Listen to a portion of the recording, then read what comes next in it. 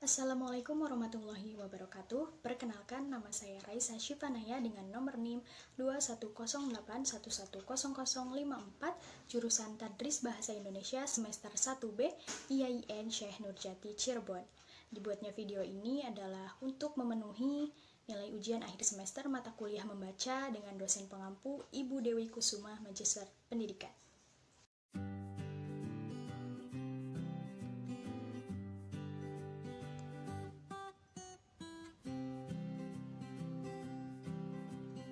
Oke teman-teman, di sini saya akan membahas tentang membaca kreatif dan juga praktiknya. Disimak baik-baik ya teman-teman. Baik, sebelum ke pembahasan, di sini akan kita bahas 5 subtema di dalam membaca kreatif. Yang pertama yaitu pengertian membaca kreatif. Yang kedua, ciri-ciri membaca kreatif. Yang ketiga, tujuan membaca kreatif. Yang keempat, manfaat membaca kreatif, dan yang kelima, jenis-jenis membaca kreatif. Nah, langsung saja kita ke pembahasan pertama, yaitu pengertian membaca kreatif. Nah, lalu apa sih membaca kreatif itu? Kita langsung next saja ya. Oke, di sini ada beberapa pengertian membaca kreatif menurut para ahli. Yang pertama, membaca kreatif yaitu proses membaca untuk mendapat nilai tambah dari pengetahuan yang terdapat dalam bacaan dengan cara mengidentifikasi ide-ide yang menonjol atau mengombinasikan pengetahuan yang sebelumnya pernah didapatkan. Dalam hal ini, pembaca harus memahami ciri-ciri membaca kreatif, bentuk latihan-latihan membaca kreatif, tujuan membaca kreatif, dan manfaat membaca kreatif. Setelah itu, seorang pembaca menyelesaikan bacaannya. Pembaca tentu saja memiliki daya inisiatif dan kreatif untuk mengembangkan pemahaman membacanya dengan menghasilkan ide baru yang inovatif. Dalman 2014, halaman 127. Selanjutnya, istilah kreatif berarti tindak lanjut setelah seseorang melakukan kegiatan membacanya. Jika seseorang membaca lalu berhenti pada saat setelah ia menutup bukunya, maka dirinya tidak dikatakan sebagai pembaca kreatif. Tapi sebaliknya, jika setelah membaca dia melakukan aktivitas yang bermanfaat bagi peningkatan kehidupan, maka dia dikatakan sebagai pembaca yang kreatif. Nur Hadi 2004. Dan yang terakhir, menurut Pratiwi dan Subiantoro tahun 2003, mengatakan bahwa membaca kreatif adalah tindakan tertinggi dari kemampuan membaca seseorang. Kemampuan membaca kreatif artinya seseorang pembaca yang baik adalah membaca tidak hanya sekedar menangkap makna tersurat atau reading the lines, tetapi juga mampu secara kreatif menerapkan hasil membacanya untuk kepentingan sehari-hari. Nah, jadi kesimpulannya membaca kreatif itu adalah berdasarkan beberapa pendapat para ahli di atas dapat disimpulkan bahwa membaca kreatif adalah sebuah proses membaca yang tidak hanya menangkap suatu makna, tetapi setelah kita membaca, seorang harus dapat menerapkannya di dalam kehidupan sehari-hari dan dapat mengombinasikan pengetahuan sebelumnya yang pernah didapatkan. Nah, sekarang kita lanjut ke pembahasan yang kedua, yaitu ciri-ciri membaca kreatif. Nah, ciri-ciri membaca kreatif menurut Nur Hadi tahun 2004, yang pertama yaitu kegiatan membaca tidak berhenti sampai pada saat menutup buku. Artinya harus ada tindakan lanjutan setelah kegiatan membaca tersebut selesai. Yang kedua, mampu menerapkan hasilnya untuk kepentingan hidup sehari-hari, yang berarti bahwa ilmu pengetahuan yang diperoleh setelah membaca mampu memberi manfaat dalam kehidupan sehari-hari. Yang ketiga, munculnya perubahan sikap dan tingkah laku setelah proses membaca selesai. Artinya, pengetahuan yang diperoleh setelah membaca menambah kematangan sikap, cara berpikir kreatif dan logis sehingga sikap dan tingkah laku yang dilakukan selalu dipikirkan dengan baik dan tidak sembarangan atau sembrono. Yang keempat, yaitu hasil membaca berlaku sepanjang masa. Hasil dari membaca kreatif tidak akan mudah dilupakan dalam waktu yang singkat. Hal ini karena adanya pemahaman yang mendalam tentang informasi tersebut. Yang kelima, mampu menilai membaca secara kritis dan kreatif bahan-bahan bacaan. Dan yang keenam, mampu memecahkan masalah kehidupan sehari-hari berdasarkan hasil bacaan yang dibaca. Nah, sekarang kita lanjut ke pembahasan yang ketiga, yaitu tujuan membaca kreatif. Nah, tujuan membaca kreatif yang pertama yaitu memahami informasi secara lebih mendalam, yang kedua, mengetahui sesuatu dengan lebih mendalam, dan yang ketiga, agar lebih terampil dalam berkreasi. Sehingga dapat disimpulkan bahwa membaca kreatif pada dasarnya bertujuan untuk memahami sesuatu dengan lebih tepat dan mendalam, serta mampu menerapkannya di dalam kehidupan sehari-hari. Nah, lanjut saja ke pembahasan yang keempat, yaitu manfaat membaca kreatif. Apa saja sih manfaat dari membaca kreatif itu? Yang pertama, kita dapat menerapkan knowledge baru yang kita peroleh untuk mengembangkan karya. Berbagai pengetahuan terdapat dalam beragam jenis buku bacaan. Setiap pembaca yang membaca maka akan mendapat pengetahuan yang baru, dan pengetahuan tersebut akan sangat bermanfaat untuk meningkatkan kualitas hidup dan karir si pembaca. Yang selanjutnya, meningkatkan kemampuan di dalam berbagai bidang sesuai dengan kebutuhan masing-masing. Pengetahuan baru yang kita dapatkan dari membaca dapat diterapkan sesuai dengan kebutuhan kita.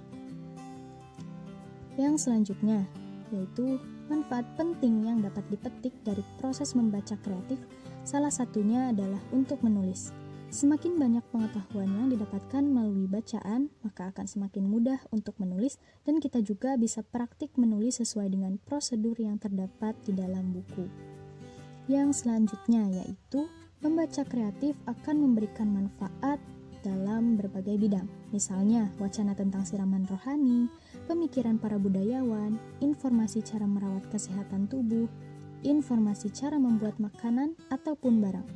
Yang kelima, memberikan informasi soal cara memanfaatkan lahan milik kita. Misalnya, membudidayakan tanaman hias, tanaman obat, dan lain-lain. Dan yang terakhir adalah untuk menambah pengetahuan. Antara lain, cara membuat bangunan dan menata ruangan secara artistik, termasuk cara merenovasi suatu bangunan agar terkesan lebih nyaman dan indah. Dan dari penjelasan yang sudah kita sebutkan tadi di atas, maka diketahui bahwa membaca pemahaman kreatif sangat bermanfaat bagi kita. Membaca pemahaman kreatif dapat meningkatkan kualitas hidup kita mulai dari hal-hal yang kecil dan sederhana hingga suatu pekerjaan yang besar. Oleh karena itu, setiap pembaca diharapkan menjadi pembaca yang kreatif. Dan kita masuk ke pembahasan yang terakhir, yaitu jenis-jenis membaca kreatif. Nah, membaca kreatif itu dibedakan menjadi dua jenis, yaitu menarik kesimpulan dan fakta yang dibaca, dan melanjutkan pemikiran penulis. Menarik kesimpulan dari fakta yang dibaca. Dalam hal ini, seorang pembaca bisa menyimpulkan teks wacana yang telah dibacanya. Bila ia mampu membuat kesimpulan hal tersebut, menandakan ia telah mampu menangkap dan memahami isi bacaan tersebut.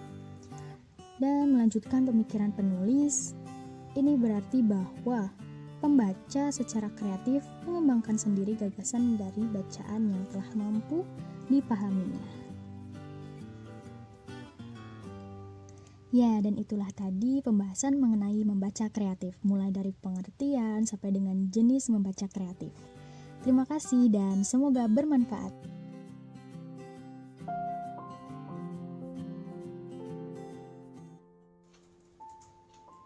Suratmu itu tidak akan pernah terkirim, karena sebenarnya kamu hanya ingin berbicara pada dirimu sendiri.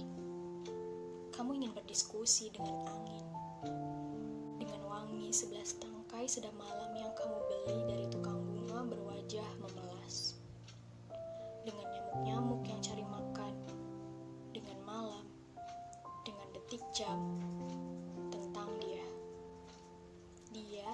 yang tidak pernah kamu mengerti.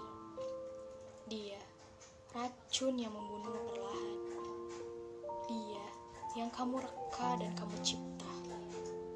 Sebelah darimu menginginkan agar dia datang, membencimu hingga muak dia mendekati gila, menertawakan segala kebodohannya, kekhilafan untuk sampai jatuh hati padamu, menyesalkan magis yang hadir naluriah setiap kali kalian berjumpa.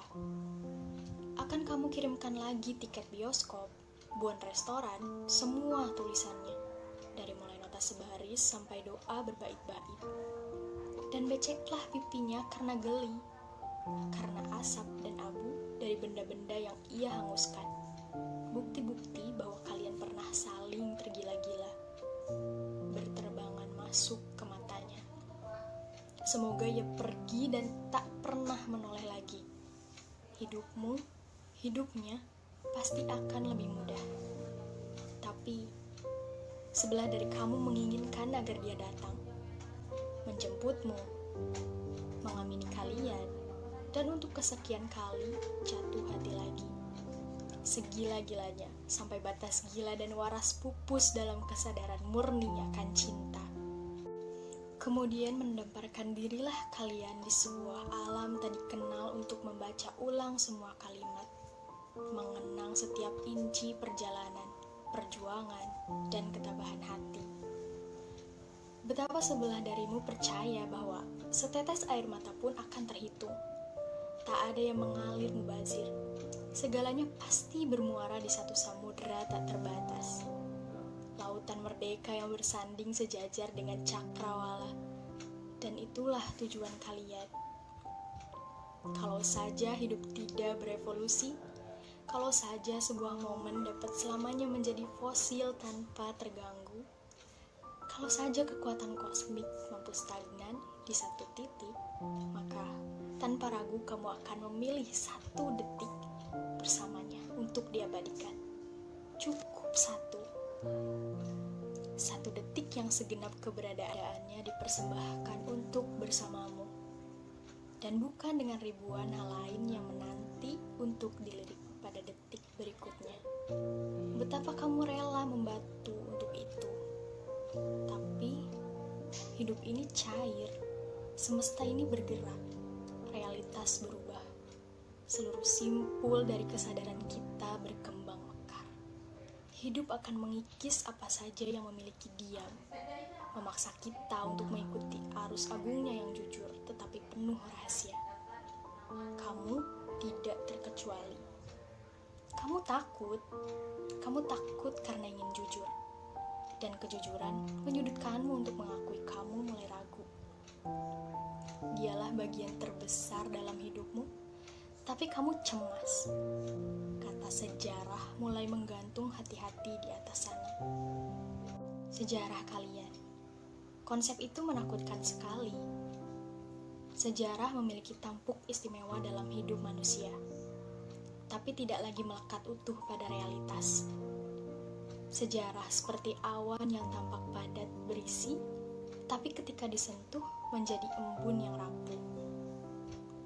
Skenario perjalanan kalian mengharuskanmu untuk sering menyejarahkannya, merekamnya, lalu memainkannya ulang di kepalamu sebagai sang kekasih impian, sang tujuan, sang inspirasi bagi segala mahakarya yang termuntahkan ke dunia. Sementara dalam setiap detik yang berjalan, kalian seperti musafir yang tersesat di padang, berjalan dengan kompas masing-masing, tanpa ada usaha saling mencocokkan. Sesekali kalian bertemu, berusaha saling toleransi atas nama cinta dan perjuangan yang tidak boleh sia-sia. Kamu sudah membayar mahal untuk perjalanan ini. Kamu pertaruhkan segalanya demi apa yang kamu rasa benar, dan mencintainya menjadi kebenaran tertinggimu. Lama baru kamu menyadari bahwa pengalaman merupakan bagian tak terpisahkan dari hubungan yang diikat oleh seutas perasaan mutual. Lama bagi kamu untuk berani menoleh ke belakang, menghitung berapa banyakkah pengalaman nyata yang kalian alami bersama.